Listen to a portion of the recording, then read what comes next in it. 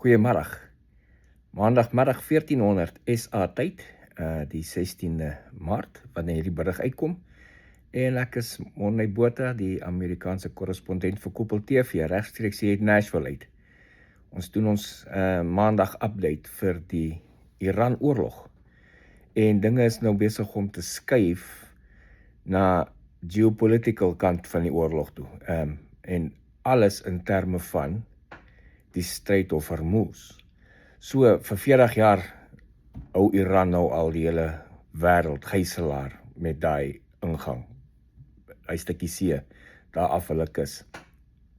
In terme van dreigemente van Iran, dat enigiets wat nie in hulle sin gaan nie, dan maak hulle daai stryd toe, dan kan olie en ander energie en ander kommers nie daar deurskuif nie. En dis wat hulle nou doen op die oomblik.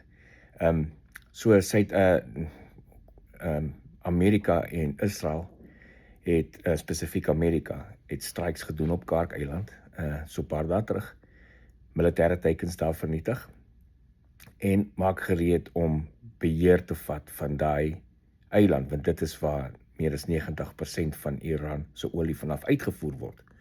Intussen het president Trump nou aangedring op ander lande, wat eintlik benefit met die olie wat daar uitkom, om hulle deel by te dra, om die stryd van Hormuz te help beveilig en oop te hou, want dit is vir hulle eie benefit. Dus jy sien, Amerika het omtrent die kleinste benefit uit die stryd uit.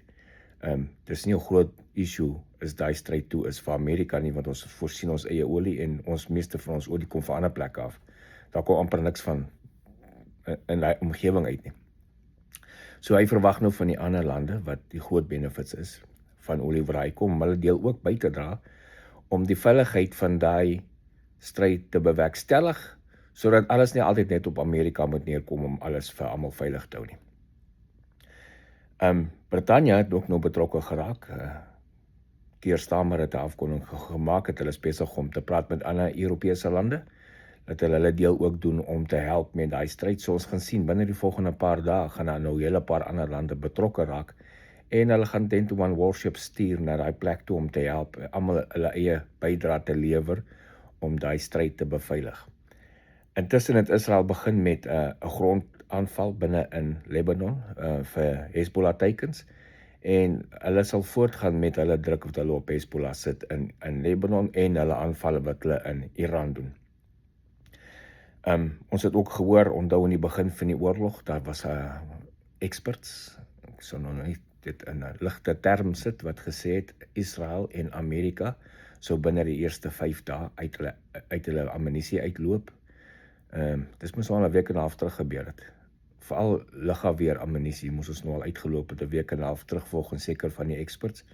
Want dit het nog nie gebeur nie, en dit gaan ook nie gou gebeur nie. So die wat gedink het, daar is nie genoeg ammunisie en so om hierdie oorlog voort te sit nie, is nou seker maar teleurgesteld, want dit gaan nog aan.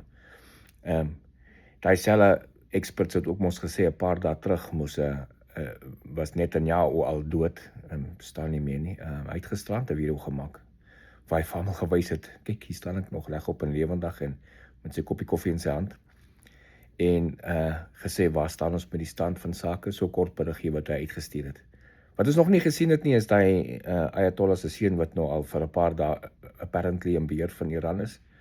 Nog nie sy gesig gesien of enigiets van hom af nie, en die vermoede is sterk het hy is ernstig gewond of dalk dood.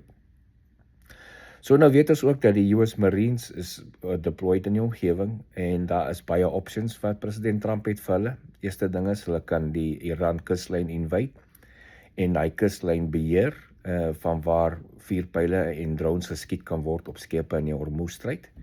Die volgende opsie is, hulle kan die Kark-eiland oorvat, beheer vat oor die plek, en seker maak dat die nodige beheer is oor daai, wat dan gaan totaal Iran se beheer oor eie olie gaan afsny.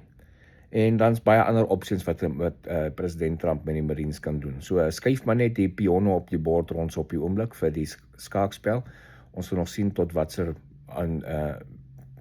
se plek hy gaan hulle aanwend. Ek vermoed hy gaan Kark-eiland oorneem. Dan sien ons Iran skiet nuwe SARS drones en missiele daar in die UAE in, almal onderskep. Daar's nog steeds 1 of 2 olietanks wat brand daar op die een hawe in die UAE, maar van dis van nou die dag se strikes. En nou dreig Iran nou weer al sy bure. So hy's besig om homself te eie uit van al sy buurlande af. Die wat voorheen nog miskien allies met hom was, is nie meer nie. Want dis maar die uitwerking van 'n regime wat besig is om te krampel, om nou net wild en wakker te skiet en hopelik kan skade maak, soos wat hulle gedoen het met Saddam gedoen het met die eerste Irak-oorlog.